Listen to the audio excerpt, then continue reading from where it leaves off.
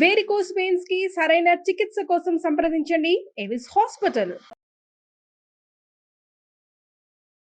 బహుళ చికురభారం బద్ధపించావతంసం చపల చపల నేత్రం చారు బింబాదరోష్టం మధుర మృదులహాసం మందరోదారలీలం మృగయతి నయనం మే ముగ్ధవేషం మురారే.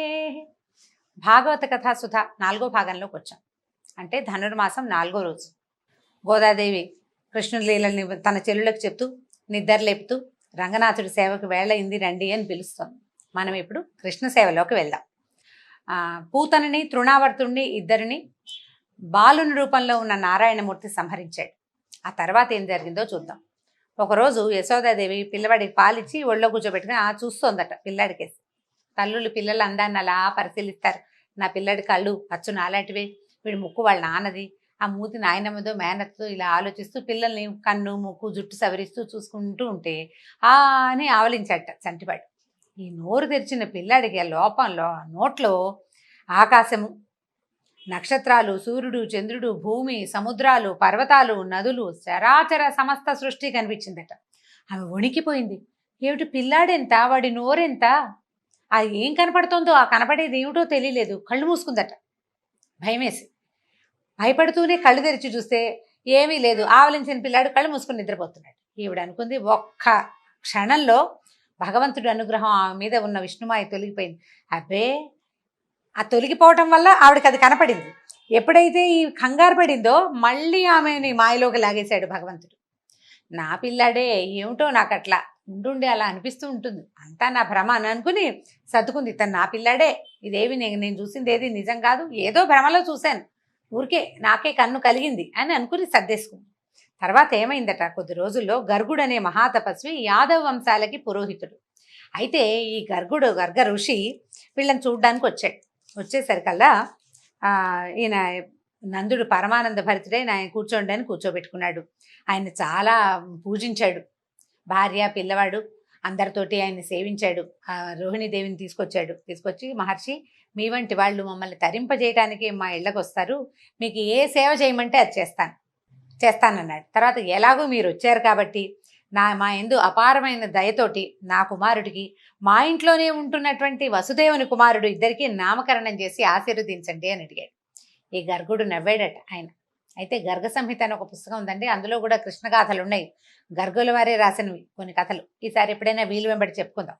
అయితే ఈయన ఏమన్నాడంటే, నంద, నేను యాదవుల పురోహితుండని అందరికీ తెలుసు. నేను ఇక్కడికి వచ్చిన సంగతి నేను దాద్దామన్నా దాగదు. తర్వాత యాదవుల నివాసాలకి నేను ఎప్పుడు వెళ్తాను, అది నా కర్తవ్యం, ఏంటి వంశానికి పురోహితుడు కాబట్టి పెద్ద పట్టించుకోరు. కానీ ఇక్కడ నేను వేసే ప్రతి అడుగు, నేను చేసే ప్రతి పని కంసుడికి సమాచారం వెళ్తుంది. ఎవరెవరి ఇళ్లలో నేను ఎక్కువసేపు ఉన్నాను, ఎవరి పిల్లవాడిని నేను ఎంత పరిశీలించాను, ఎవరికి ఏ ధర్మకార్యాలు చెప్పాను, అన్నీ తెలుస్తాయి. అప్పుడు అతను, ఎందుకంటే ఇతని తాలూకు గూఢచారులు అనేక రూపాలతో రాజ్యమంతా విస్తరించి ఉన్నారు. దేవకీదేవి 8వ గర్భంగా మగపిల్లాడే పుట్టాడని, ఆ పిల్లాడు ఎక్కడో రహస్యంగా పెరుగుతున్నాడని, అప్పుడు కనపడిన ఆడపిల్ల ఉందే అదేదో దైవ మాయ అని చాలామంది అనుకుంటున్నారు. ఏముంది, నలుగురు 4 రకాలుగా మాట్లాడుకుంటారు. ఆ మాటలు కంసుడి వరకు చేరాయి. వాడు నమ్ముతున్నాడు కూడా. అది దైవమాయ, పిల్లాన్ని ఎక్కడో దాచేశారు విష్ణువు, లేదా దేవతలే దాచేశారు, వాళ్ళు నా శత్రువులని భావిస్తున్నాడు.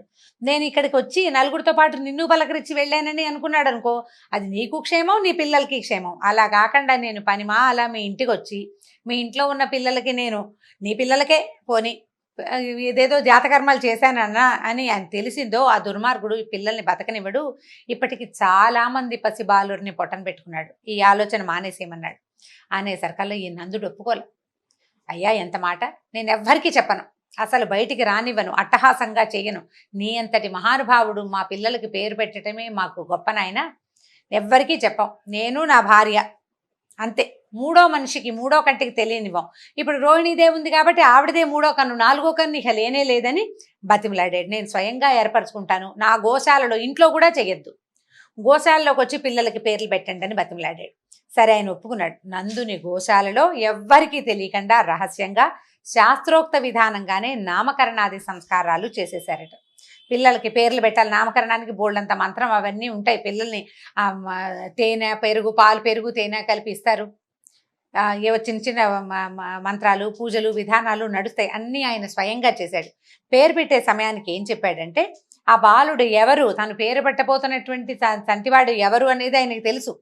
ఆ రహస్యం నందుడికి చెప్పకుండా ఆయన భార్యకు అసలు అర్థం కాకుండా నిజమే చెప్పాడు. ఆయన ఏం చెప్పాడు, బాలుళ్ళకి పేరు రోహిణీపుత్రుడు తన మంచి గుణాలతో మిత్రులందరికీ ఆనందాన్ని కలిగిస్తాడు, అందుకని ఇతన్ని రాముడు అందాం. ఇతనికి మానవాతీతమైన బలం ఉంది, ఎందుకంటే 1000 పడగల ఆదిశేషువే అతని రూపంలో జన్మించాడు. ఎంత బలం, భూభారం వహించగలిగిన వాడు. అంచేత ఇతను బలుడని బలరాముడని చెప్పబడతాడు. ఇతను సంకర్షణుడు, అంటే దేవకిదేవి గర్భం నుంచి ఈమె గర్భంలోకి ప్రవేశపెట్టబడ్డాడు కాబట్టి సంకర్షణుడని. అదే కాకుండా ఇతను యాదవులలో ఐకమత్యాన్ని కలిగిస్తాడు, ఎందుకంటే కంసుని భయంతో యాదవులందరూ తలా ఒక దారి పట్టారు, వాళ్ళందరినీ మళ్ళీ ఒక దారికి లాక్కొచ్చాడనమాట. సంకర్షణుడు అంటే ఆకర్షించేవాడు, దగ్గరికి లాగేవాడు అని. కాబట్టి ఈ రకంగా ఈ పిల్లవాడికి సంకర్షణుడని నామధేయం బాగుంటుంది నాయన అని చెప్పాడు. ఇక నీ కొడుకు ఉన్నాడే, నల్లగా ఉన్నాడు కదా, అందుకని ఇతను కృష్ణుడు అనే పేరుతో ప్రసిద్ధుడవుతాడు. అయితే పూర్వజన్మలో వసుదేవునికి ఇతను పుత్రుడై పుట్టాడు. పూర్వజన్మల్లో వసుదేవుడు ఈ రూపంలో లేడు, ఏదో రూపంలో ఉన్నాడు. ఈ పిల్లవాడు కూడా దానికి తగిన రూపంలోనే అక్కడ జన్మించాడు. ఈ రహస్యం తెలిసిన వాళ్ళు ఇతన్ని వాసుదేవుడు అని పిలుస్తారు. పూర్వజన్మలో వసుదేవుని కుమారుడు, ఇప్పుడు అతని మిత్రుడైన నీ దగ్గర పెరుగుతున్నాడు అని చెప్పి ఈ కుమారుడు ఉన్నాడే, ఇతను ఉత్తమ గుణాలలోనూ శోభలోనూ సంపదలోనూ కీర్తిలోనూ శ్రీమన్నారాయణుడితోటి సమానుడవుతాడు. ఇతడు మీ గోకులాన్ని అనేక ఆపదల నుంచి కాపాడతాడు, అనేక అద్భుతమైన కార్యక్రమాలు చేయబోతున్నాడు నాయన.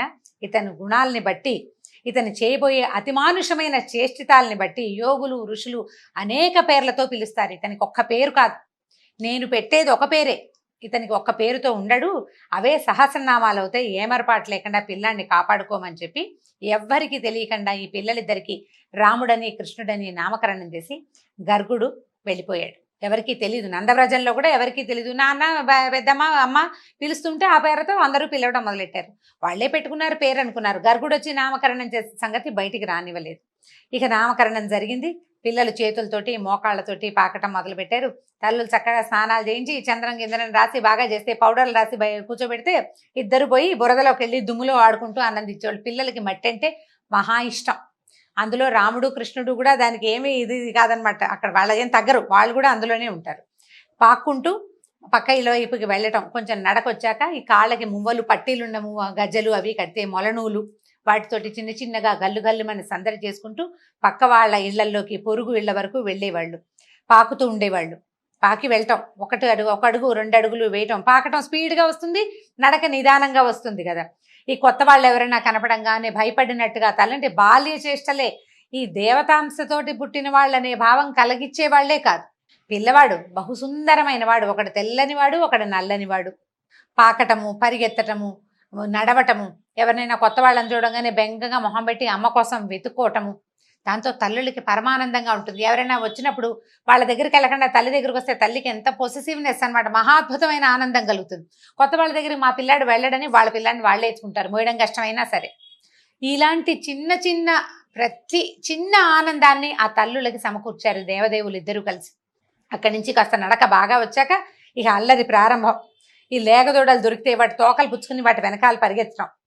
అక్కడి నుంచి ఈ వయసున్న పిల్లలే 5-6 వచ్చేవాళ్ళు చుట్టుపక్కల.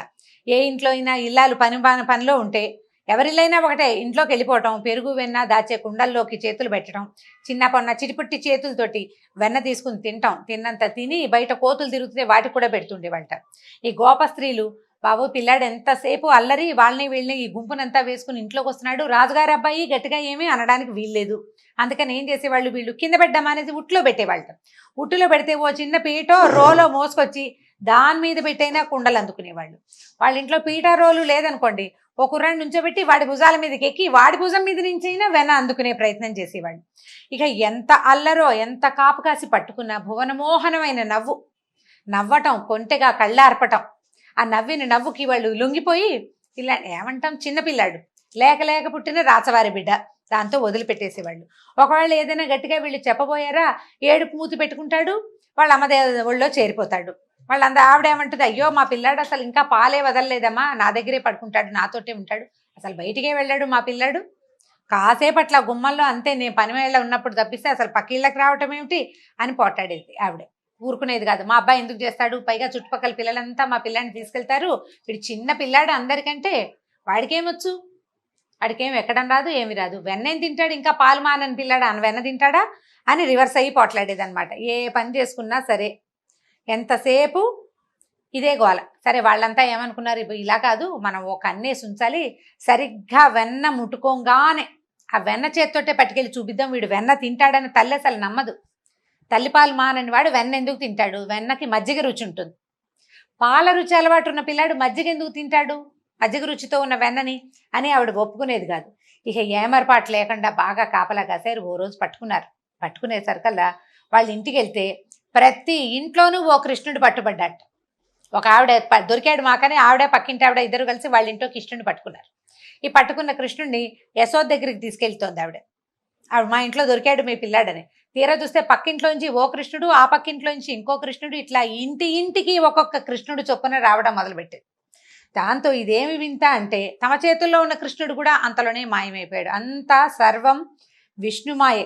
వీళ్ళంతా యశోదాదేవి గుమ్మం దగ్గరికి వెళ్తే, ఏమిటమ్మా పొద్దున్నే పనిమాలే వచ్చారు అంటుంది ఆవిడ. చూపించడానికి చేతిలో పిల్లాడేడి, విష్ణుమాయకి లొంగిపోయారనమాట వీళ్ళు. తర్వాత ఇలా జరుగుతూ ఉండేది ప్రతి వాళ్ళకి. ఆ పిల్లవాడు మన ఇంటికి రావాలనే ఉండేది. వాడిని ఎంత భరించలేరో అంత కావాలి, ఎంత భరించలేరో అంత చూడకుండా ఉండలేని స్థితిలోకి వచ్చేసింది. మొత్తంగా నందవ్రజం అంతా ప్రతి ఇంట్లోనూ కృష్ణుడు కంట పడకపోతే తోచని క్షణాలు వచ్చేసినాయి వాళ్ళకి. ఏమయ్యాడు, ఫలానా చోట ఉన్నాడు అంటే సిమితం, వాడు ఎక్కడున్నాడో తెలియలేదా అంటే భయం అనమాట. పిల్లాడు ఏమైపోయాడని అందరూ తల్లితో పాటు మిగిలిన ఇలా అమ్మలు కూడా వెతుక్కుంటూ పోయేవాళ్ళు కృష్ణుడి కోసం. అయితే ఒకసారి ఏమైందట, గోపబాలురంతా ఆడుకుంటున్నారు. బలరాముడు మళ్ళీ కొందరు వచ్చి పరిగెత్తుకుంటూ వచ్చి, అమ్మ ఇంకేముంది, కృష్ణుడు మన్ని తినేస్తున్నాడు, గుప్పెళ్ళు ఎత్తి నోట్లో పోసుకుంటాడమ్మా మట్టి అన్న అనేసరికల్లా గభాలను పరిగెత్తుకుంటూ వెళ్ళింది ఆవిడ. పరిగెత్తుకు వెళ్ళటం ఏమిటి, టక్కిని చేయి పట్టుకుంది. భయంగా చూశాడు. ఏమిటి నువ్వు మట్టు తింటున్నావా అని కేకలేసింది. కేకలేసరికల్లా నేనెందుకు తింటాను మట్టి, అయినా నేనేమిటి, ఈ బ్రహ్మాండం అంతా నాలోనే ఉందని మనకు చెప్తున్నాడు అనమాట. నా మాట నమ్మకపోతే ఎదురుకుండా ఇప్పుడు వాళ్ళు అబద్ధం చెప్తున్నారు, ఆడుకుంటుంటే ఓర్చుకోలేక అన్నయ్య అందరూ అబద్ధం చెప్తున్నారు, నా నోరు చూడు కావాలంటే నువ్వని చెప్పేసి నోరు తెరిచి చూపించాడు. నోట్లో చూడొద్దు, నోట్లో ఏముందో, పిల్లలు నోట్లో ఏదైనా పెట్టుకుంటే నోరు తెరిచి చూపించారు. నోరు తెరువంటే ఇక ససేమిరా నోట్లో ఉన్నది మింగేసేదాకా మన కంటికే కనపడదు. ఈయన మాత్రం నోరు తెరిచి వాళ్ళ అమ్మకి చూపించబోయాడు. ఈ నోరు తెరిచేసరికల్లా ఎట్లా ఉంది, నోటిలో ఆకాశము, నక్షత్ర మండలము, చంద్రుడు, దిక్కులు, ఇంద్రాది దేవతలు, బ్రహ్మ, తత్వరజస్తమో గుణాలు, పంచతన్మాత్రలు, భూగోళాన్ని, దాని చుట్టూతా ఉండే వాయుగోళం, 14 లోకాలు సముద్రాలతో సహా నోట్లో కనపడుతోంది. ఆవిడ నిర్ఘాంతపోయింది. పైగా ఆ చూస్తున్న ఆవిడకి తన నందవ్రజము, గోకులము, అందులో ఉన్న గోపస్త్రీలు, గోవులు, గోపాలురు అందరూ, ఆఖరికి బలరాముడు తను కూడా ఆ నోట్లోనే కనపడుతున్నారు. ఆ నోరు తెచ్చుకుని చూస్తూ ఉండిపోయింది. క్షణంలో ఆవిడకి ఏమైంది, కలయో వైష్ణవమాయో అంటారు పోతన గారు.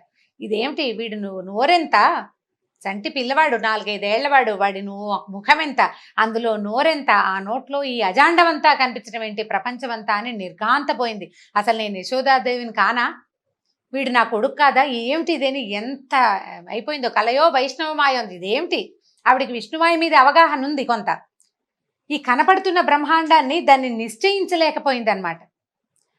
ఒక్క క్షణం ఆవిడకి బుద్ధికి తెలిసిపోయిందనమాట. ఈ ఏదైనా సరే విశ్వాత్మకుడైన శ్రీహరి యొక్క విశ్వరూపాన్ని స్పష్టంగా తెలుసుకోగలిగాను. ఈ పిల్లాడికి ఏదైనా జన్మతోటే యోగ సిద్ధి ఉండుండొచ్చు. వాడు పాలు దాగి ఒక రాక్షసుని చంపేశాడు, కాలుతో తన్ని ఒక బండిని పడగొట్టాడు, గాలితో పైకి వెళ్ళి గాలితోటి కిందకు వచ్చేసాడు. అంటే ఈ పిల్లవాడి యోగ సిద్ధి ఉంది, వీడే విష్ణువేమోనని అనిపించటం లేదు ఇంకా ఆవిడికి. కానీ విశ్వాత్మని తను చూడగలిగానని మాత్రం అర్థమైంది. ఈ పిల్లాడు నా పుత్రుడని, వీడు నా నందుడు నా భర్తని, గోకులానికి ప్రభువని, నేను రాణిని, నేను ఎంతో భ్రమలో ఉన్నాను, కానీ ఈ ప్రపంచమంతా పరమాత్మేనని, అదంతా ఆయిందేనని నేను తెలుసుకోలేకపోయానే అని ఆవిడ అసలు ఒక్క క్షణం ఆమెకేమీ అర్థం కాలేదు. ఎంత అత్యద్భుతమైన పద్యం రాశారో, మామూలు పద్యం కాదండి అసలు. ఆ పద్యం చదువుతున్నప్పుడల్లా ఎంత ఎక్సైటింగ్గా ఉంటుందంటే రోమాంచితంగా ఉంటుంది. విందాం చూడండి. కలయో వైష్ణవమాయయో ఇతర సంకల్పార్థమో సత్యమో తలపన్ నేరకయున్నదాననో యశోదాదేవిగానో పరస్థలమో బాలకుడెంత ఈతని ముఖస్థంవై అజాండంబు ప్రజ్వలమై ఉండుటకేమి హేతువో మహాశ్చర్యంబు చింతింపగన్ అని ఆశ్చర్యపోతుంది. ఏమిటిది అని ఆశ్చర్యపోయి క్షణంలో ఆమెకి పరమార్థ జ్ఞానం కలిగించేశాడు తల్లికి. అంతవరకు పరమాత్మ అనుకుని ఎవరికి దండం పెట్టిందో ఒక్క క్షణంలో కన్ను మలిపేసరికల్లా తన పసిపిల్లవాడు ఆవిడ కనపడ్డాడు. ఈ బుద్ధి తెలిసిపోయింది ఆవిడకి. ఎప్పుడైతే ఈ భగవంత జ్ఞానం ఇది నేను ఇది గాను అది ఇది ఇది ఇది అని అనుకున్న తర్వాత కన్ను మూతబడి లేచేసరికల్లా ఒక్క రెప్ప పాటులో ఆమెకు పరమార్థ జ్ఞానం కలిగి మరల విష్ణుమాయ కమ్మేసింది. తన చిన్న కొడుకు నోరు తెరిచి ఆ అని చూపిస్తున్న చిన్నవాడే కనిపించాడు ఆవిడికి. తల్లి ప్రేమ తప్పిస్తే ఇంకేం లేదు. పిల్లాన్ని కావలించుకుంది. నా పిల్లాడు మట్టి తినలేదమ్మా, బంగారు కొండ, వీడు అలాంటి పనులు చేయడు, అందరు పిల్లలు నా పిల్లాడి మీద ఏవో ఒకటి కొండాలు చెప్తున్నారు, ఆ పెద్దాళ్ళు అంతే పిల్లలు అంతే అని అందరినీ వాళ్ళని అనుకుని ఆ పిల్లాడిని ఎత్తుకుని కావలించుకుంది. నా పిల్లాడు మంచివాడు, బుద్ధిమంతుడు, బంగారు కొండ అని చక్కగా ఎత్తుకుని ఇంట్లోకి తీసుకుపోయిందట. అయితే ఈయన అడుగుతున్నారు పరీక్షణ్ మహారాజు, ఈమెకి ఇంత అదృష్టం ఎలా కలిగింది? ఏం చేసింది ఈవిడ కనలేదు. ఈ పిల్లాన్ని కన్నది దేవకీదేవి. ఆవిడకి చెప్పాడు, 3 జన్మలు నువ్వు అడిగిన వారం ప్రకారం నువ్వు 3 సార్లు నీకు జన్మించానని నారాయణమూర్తి స్వయంగా సెలవిచ్చాడు. యశోదాదేవి ఏ పుణ్యం చేసి భగవంతుడికి పాలిచ్చి పెంచి తల్లి బిడ్డకి అంత అపరూపమైన మాతా శిశువుల మధ్యలో ఉండవలసిన ఆ అపరూపమైన ఆనందాన్ని ఆమెకి ఎందుకు దొరికిచ్చాడు? ఏం చేసింది ఆవిడ అని అడిగితే శుకులు చెప్తున్నారు, నందుడు పూర్వజన్మలో ద్రోణుడనే వసువులలో బహుశ్రేష్ఠుడట. అంటే ఒక దేవత అనమాట. అతని భార్య ధర. వాళ్ళిద్దరూ బ్రహ్మని గురించి తీవ్రమైన తపస్సు చేశారట. అయితే వాళ్ళు ఏమడిగారంటే, దేవా, ఏ శాస్త్రజ్ఞానం లేకపోయినా వేదాంతాలు అనేవి ఉన్నాయని తెలియకపోయినా జగత్ప్రభువైన విష్ణువు పట్ల నిష్కామ భక్తి కలిగి ఉంటే మానవుడు జనన మరణ వలయాన్ని ఛేదిస్తున్నాడు. నరకవాసలోక నుంచి సునాయాసంగా తప్పించుకుంటున్నాడు. అది భూలోకవాసుల భాగ్యం. దేవతలకు ఆ భాగ్యం లేదు. మనం దేవతలు గొప్ప అనుకుంటాం, వాళ్ళు మనకి వరాలు ఇస్తారు. కానీ మనకి లభించే సౌభాగ్యం, మానవులకి లభించే భాగ్యం దేవతలకి లేదు. దేవతలందరికీ మానవులంటే మహా అసూయట ఆ విషయంలో. మేం కూడా భూలోకంలో జన్మించాలని ఏకాంత భక్తితో అంటే అనన్య భక్తితోటి జగన్నాథుడిని సేవించాలని కోరుకుంటున్నాము. ఆ కోరిక తీరాలని వరం ఇవ్వమని బ్రహ్మని వరం అడిగారట. భార్యాభర్త ఇద్దరికి ఏకబుద్ధి కలిగి ఉండటం ఎంత గొప్ప విశేషం అండి. భార్యాభర్తలు చెరుకో రకమైనగాను ఉంటారు, చెరో చోటు నుంచి వస్తారు, ఏవో కొన్ని భావాలు కలుస్తాయి, అన్ని భావాలు కలవు. ఇలాగ తదేక భక్తి తత్పరత ఉండటం చాలా విశేషమైన సంగతి. వీళ్ళిద్దరూ ఈ వరం అడిగితే తథాస్తన్నాడట. ఆ ద్రోణుడే భూలోకంలో నందుడుగా జన్మించాడు. అతని భార్య ధర యశోదయింది. వాళ్ళకి పుత్రుడైన కృష్ణుడి పట్ల ఏ కోరిక చేత మలినం కాని ప్రేమ, అంటే మనం శ్రీహరి పట్ల కలిగే ఈ ప్రేమని భక్తి అంటాం మనం. వాళ్ళకి ఆ భక్తి కలిగింది. గోకులంలో ఉన్న గోపాలుడికి గోపస్త్రీలకి సహజంగానే స్వామి మీద ప్రేమ కలిగింది. లోకేశ్వరుడైన విష్ణువు తన కుమారుడైన బ్రహ్మ ఇచ్చిన వరం నిజం చేయటానికి బాల్యమంతా గోకులంలో ఉండి నంద యశోదలకి తనని ప్రేమించి సేవించే భాగ్యం కలిగించాడు. అయితే చూడండి, దేవకీ వసుదేవులు తమ విష్ణువుని తమకు కుమారుడుగా పుట్టమని మాత్రమే కోరారు. కృష్ణావతారంలో ఆయన ఆ కోరిక తీర్చాడు వాళ్ళకి. అదే అవతారంలో నంద యశోదలకు కోరిక కూడా తీర్చవలసి వచ్చింది. అంచేత వాళ్ళకి తనని ప్రేమించి సేవించే అవకాశాన్ని, పాలిచ్చి పెంచి పోషించే అవకాశాన్ని భక్తులకి కల్పించాడు భగవంతుడు. ఈ విషయాన్ని శుకులు మన పరీక్షణ్ మహారాజుకు తెలియజేశారు. ఈ తర్వాత మరిన్ని కృష్ణలీలల్ని వచ్చే భాగంలో తెలుసుకుందాం. నమస్కారం.